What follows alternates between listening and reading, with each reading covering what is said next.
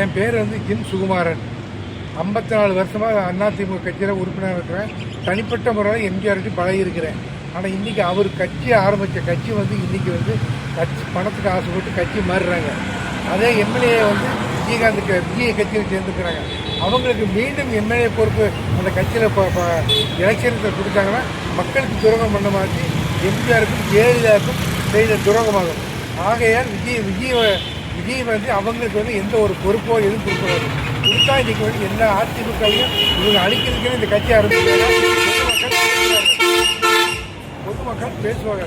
அதனால் தக்க நடவடிக்கை எடுத்து அதிமுக அழிக்கிறங்கிற பேச்சுக்கு இடம் கொடுக்கக்கூடாது.